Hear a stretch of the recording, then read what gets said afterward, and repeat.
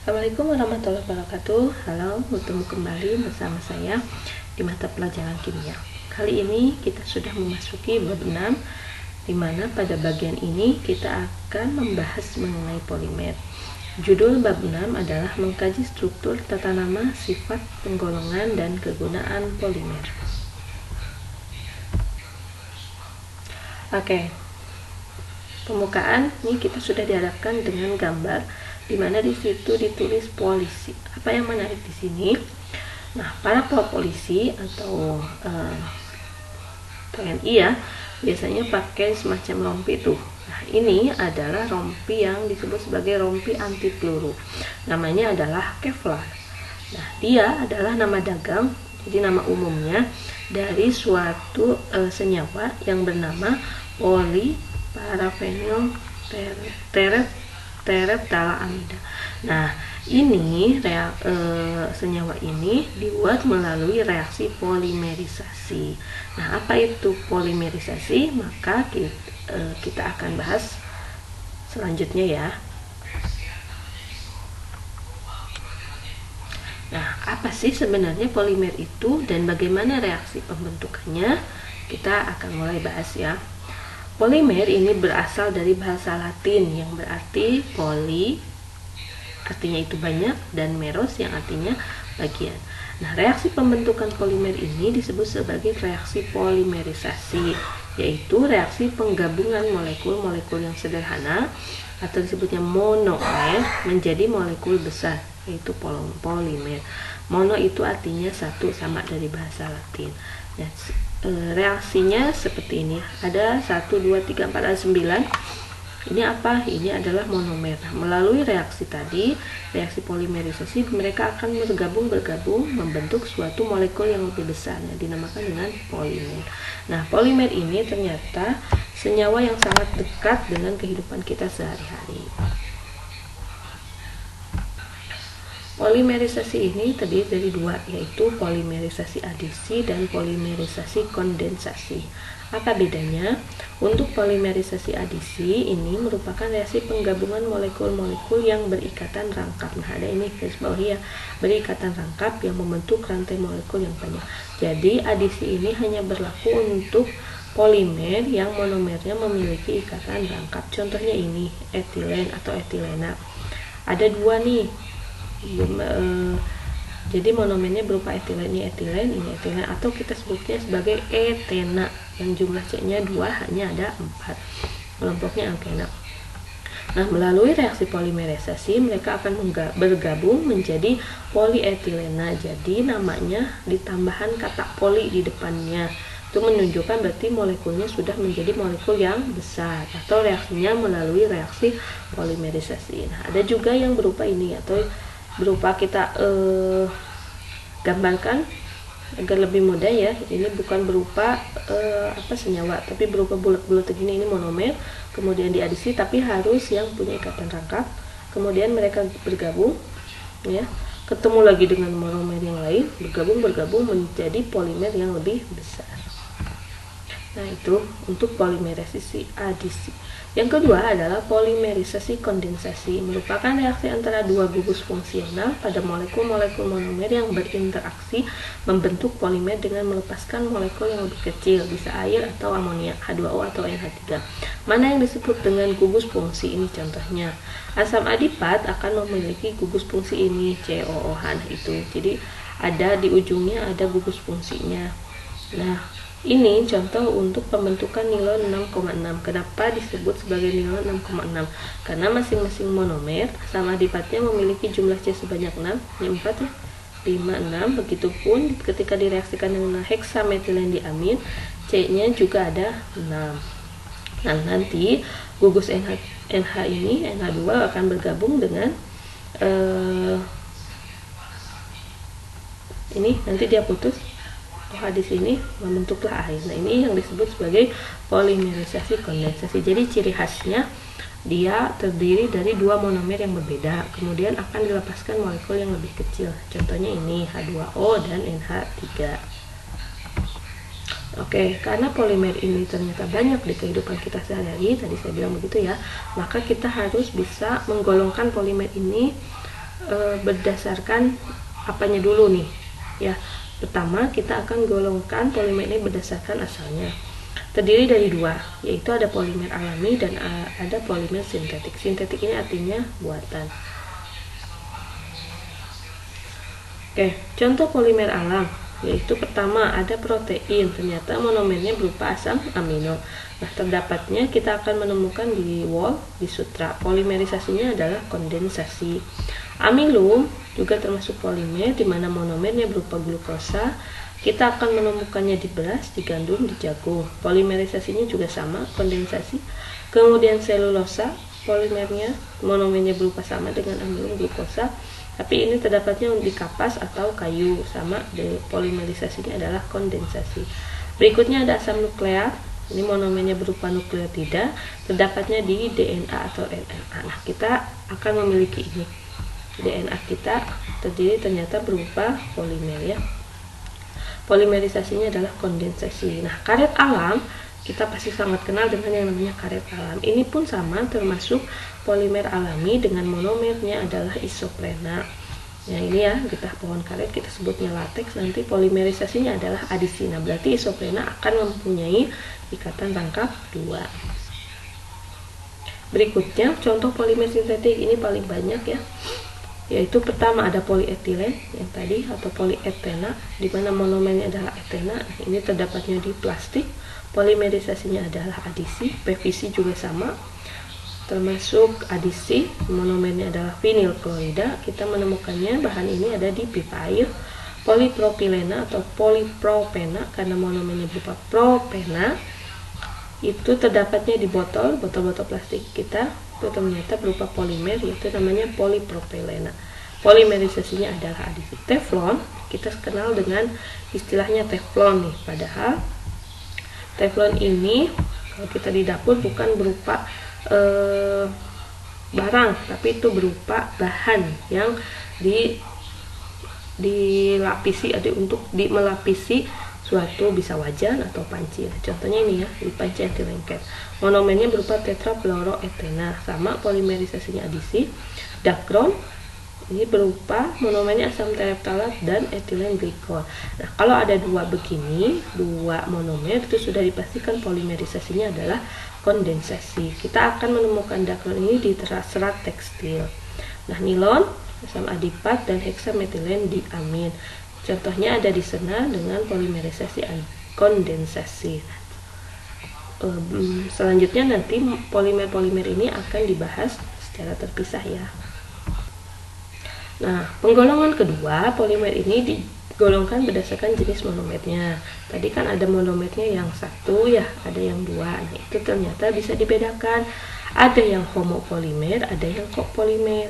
Kalau yang homo berarti ini monomernya terbentuknya sejenis, sedangkan kopolimer berarti monomernya yang berbeda jenis. Contohnya yang tadi yang tabel tadi, homopolimer sudah dipastikan pasti yang sintetik tadi ya, polietilen, polipropilen, polistirena, PVC, teflon, amilum, selulosa, poliisoprena atau karet alam. Nah, contohnya untuk kopolimer itu adalah nilon 6,6 dan dacron. Nah, kemudian yang ketiga, penggolongan polimer ini berdasarkan sifatnya terhadap panas.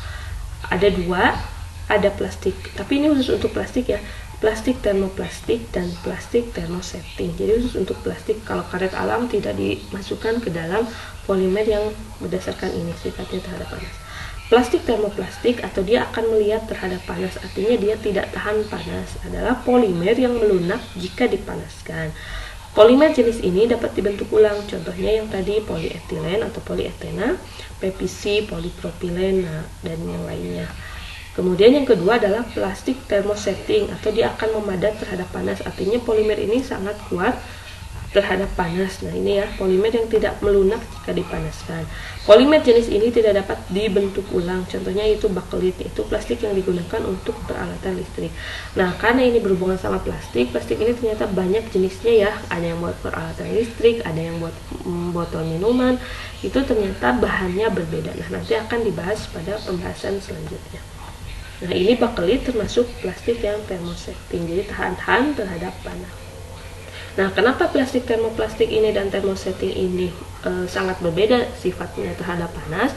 Itu ternyata terletak pada struktur rantainya. Kalau termoplastik, molekul-molekulnya itu rantainya lurus dan bercabang, jadi hanya ada yang lurus dan bercabang. Sementara termosetting karena lebih kaku, lebih kuat, itu terdiri atas ikatan silang antar rantai sehingga bahannya lebih keras dan kaku begitu. Oke, nah kita sudah masuk ke bagian C, di mana pada bagian ini kita akan membahas mengenai berbagai macam polimer.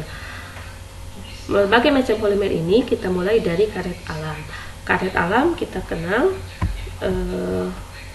sebagai pohon karet ya. Karet ini maksudnya ditakik dari pohon karet, diambil gitu dari pohon karet. Pohon karet ini punya nama ilmiah, namanya Hevea brasiliensis.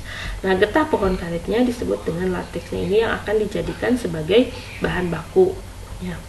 Karet ini akan dikoagulasikan itu digumpalkan dari lateks yang dicampurkan dengan asam format. Kemudian karet mentah ini dipres dan dikeringkan. Penggunaan utamanya untuk ban dan kendaraan bermotor. Nah, untuk keperluan tersebut maka karet harus melalui proses lanjutan.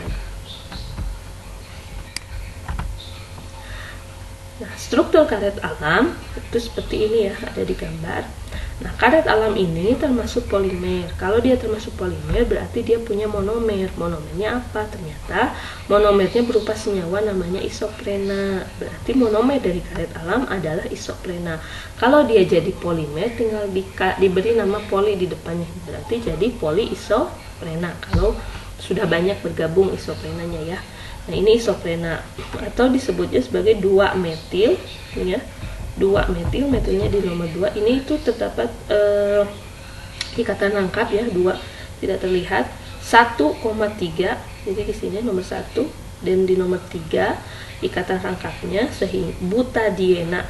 Kenapa ada di tengah-tengah? Karena ikatan rangkapnya ada 2. Nah, di jumlah C-nya ada 4, harusnya butena. Karena ada ikatan rangkap 2-nya sebanyak 2 maka menjadi butadiena.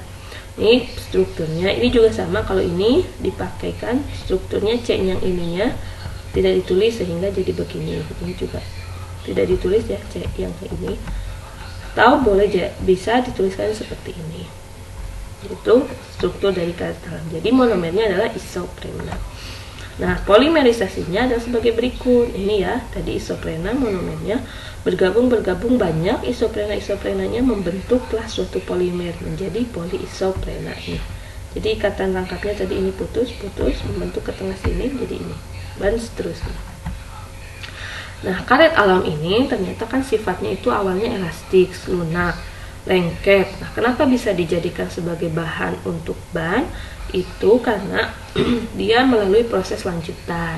Nah, karena awalnya dia sifatnya elastis, karena molekul polimer yang saling melilit secara acak atau kusut, nah ternyata dapat dikeraskan jika direaksikan atau dimasak dengan belerang atau sulfur ya bahasa latinnya.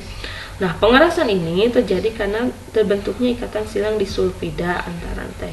Nah, prosesnya disebut sebagai vulkanisasi. Berarti proses vulkanisasi ini adalah proses pengerasan karet ya yang direaksikan dengan belerang sehingga terbentuk ikatan silang disulfida. Nah, reaksi ini ditemukan oleh seseorang namanya Charles Goodyear yang telah dipatenkan di Amerika tahun 1884. Kita kenal istilah Goodyear atau nama dagang dari ini. Goodyear ini kita sering lihat di ban kendaraan bermotor ya, mobil maksudnya. Tuh, suka ada tulisan Goodyear. Itu orang yang telah menemukan reaksi ini ya, poliisoprenanya yang tadi direaksikan dengan sulfur. Nah, ini yang menjadikannya keras karena terdapat ikatan silang disulfida agak banyak. Itu vulkanisasi. Selanjutnya, selain karet alam, kalau karet alam ini berarti berasal dari pohon karet ya, jadi secara alamiah, ada juga karet-karet yang dibikin di pabrik atau disebutnya sebagai karet sintetik. Nah, ini dikembangkan pertama kali ketika permintaan karet alam itu bahan bakunya tidak mampu lagi memenuhi permintaan masyarakat, sehingga suatu perusahaan dari Jerman yaitu Bayer & Co dengan ahli kimianya yaitu pada saat itu Fritz Hoffmann telah berhasil mengembangkan karet yang diproduksi secara sintetis sekitar tahun 1909. Ada juga yang menyebutkan bahwa karet sintetik ini mulai diproduksi sejak Perang Dunia Kedua, di mana terjadi blokade dari negara-negara itu. Jadi kalau negara-negara yang penghasil karet itu nggak boleh masuk lagi ke negara barat. Jadi oleh sekutu negara Jepang itu nggak boleh masuk ke barat, jadi blokade. Itu juga ada yang menyebutkan di beberapa buku seperti itu. Nah, apa aja jenis karet yang disintetik? Pertama ada neoprena atau disebut juga kloroprena. Ini monomernya berupa 2 kloro 1,3 butadiena. Ini strukturnya ya. Nah, di nomor 2-nya ada Cl. Jadi 2 kloro, bukan metil, bukan etil, tapi klor, sehingga disebutnya 2 kloro. 1,3 sama seperti isoprena yang tadi ya. Di nomor 1 dan di nomor 3 terdapat ikatan rangkap 2. Butadiena berarti jumlah rangkapnya ada 2. Nah, sifatnya tahan terhadap bensin, minyak tanah, dan lemak, sehingga digunakan untuk membuat selang karet, sarung tangan, tapak sepatu, lengan laptop, kawat ortopedi untuk yang pergelangan tangan, lutut, dan lainnya itu ya. Ortopedi itu untuk tulang-tulang, insulator listrik, serta sabuk kipas otomotif. Nah, ini saya ambil dari Wikipedia kegunaannya. Itu yang tadi ya. Ini bergabung menjadi neoprena. Jadi monomer 2 kloro 1,3 butadiena bergabung menjadi neoprena.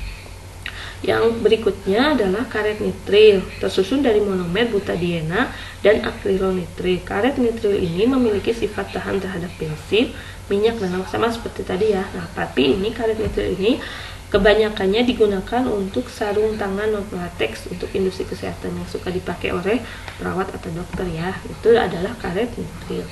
Yang ketiga adalah SBR. SBR singkatan dari styrena butadiena rubber. Rubbernya berarti artinya bahasa Inggris ya, ini karet. SBR ini karet sintetik yang tersusun dari monomer styrena dan butadiena. SBR adalah karet sintetik yang banyak diproduksi karena mempunyai tahan terhadap oksidasi dan abrasi. Jadi hampir mirip dengan karet alam, dan ternyata lebih baik dari karet alam, tetapi sifat mekaniknya yang kurang. Berarti dia penggunaannya mirip dengan karet alam yang tadi digunakan untuk ban kendaraan bermotor.